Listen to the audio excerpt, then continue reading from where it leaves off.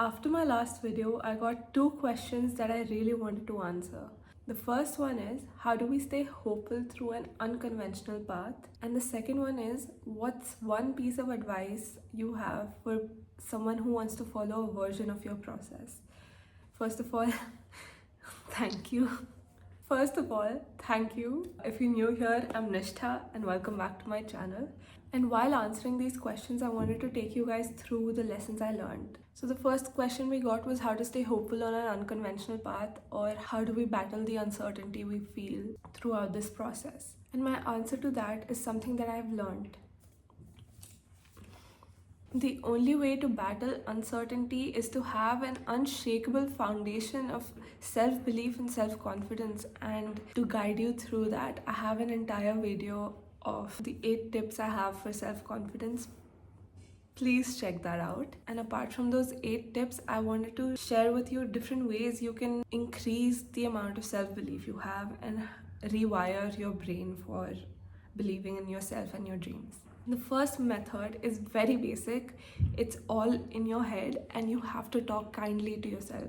This just is the first most basic step ever. The kinder you are while talking to yourself, the easier it is to believe in your dreams when you actually tell yourself that this is what I want to do. Another very powerful way to increase your self-belief and believe in your dreams better is to visualize yourself actually achieving those dreams. While this is a little harder than talking kindly to yourself, I want you to take a seat, close your eyes, whether you're lying down or sitting up, it doesn't really matter. Just relax, close your eyes, and start imagining these scenarios where you've achieved whatever you want to achieve and what's next. So let's say you want to get into this college of yours, or you want to move to a new city.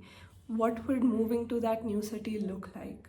What is the kind of apartment you want to stay in? What are your new routines there? What are the places you're excited to see over there? What is your work routine over there? Why do you want to shift there? Imagine yourself packing and feeling all excited about this process. Like, for example, I took a solo trip last year to Dublin, and I was beyond thrilled when it actually happened, because I'd been imagining this trip for a very long time, and it wasn't exactly to Dublin. I just knew I wanted a solo trip.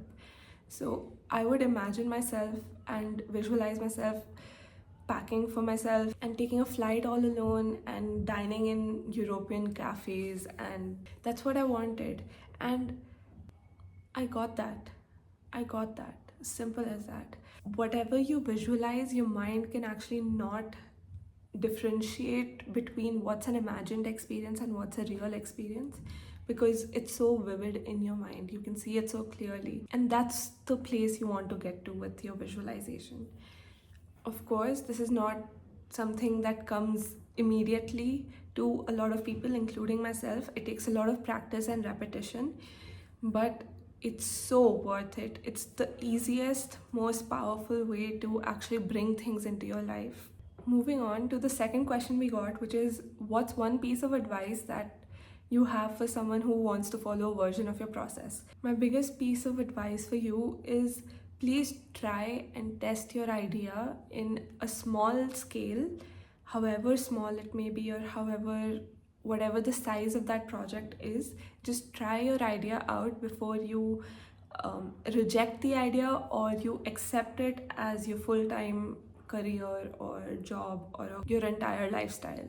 For example, I wanted to be an artist full-time. That's all I dreamed about, and that's really all I talked about with my friends as well.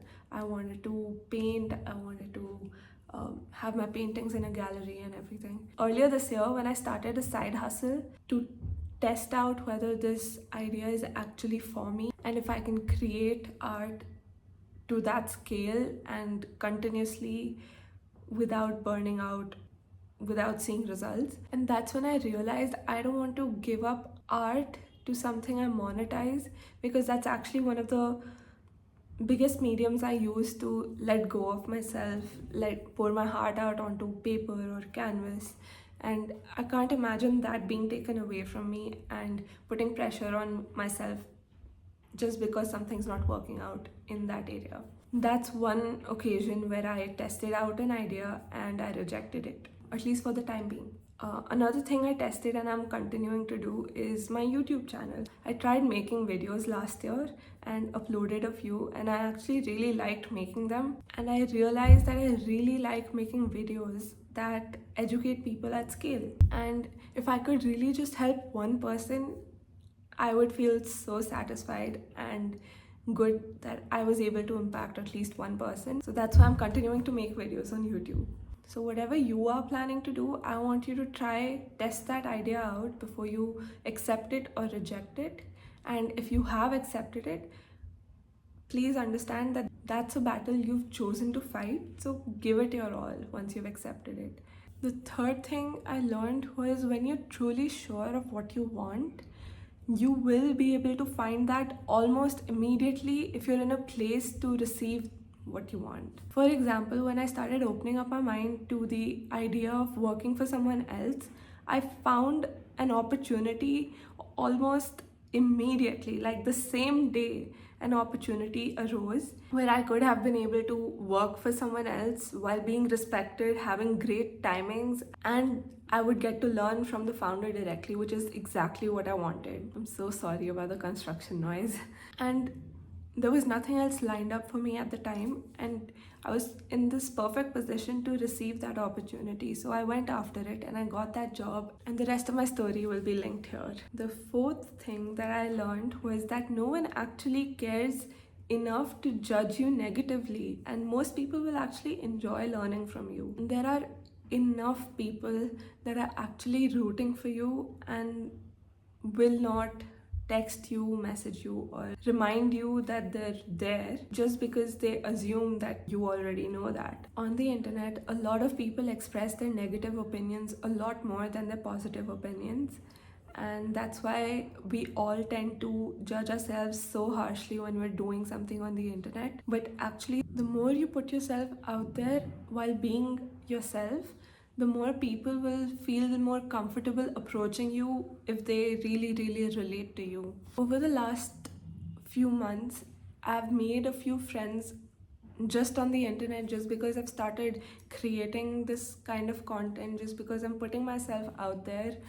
And it's been so overwhelming for me to accept that there are people that are rooting for me that don't necessarily tell me every day. Very honestly, that drives me to keep creating and not give up on this, because let's face it, it's really hard to talk to a wall or a camera and assume that there will be people listening to you, but that's the energy I bring. I'm so glad it resonates with you guys, because I realized how much I love helping people. I love providing value to people. I love sharing what I've learned, and knowing that it has an impact on at least one person is insane to me. Like, anyone from anywhere across the world can be listening to this right now and feel something change inside of them.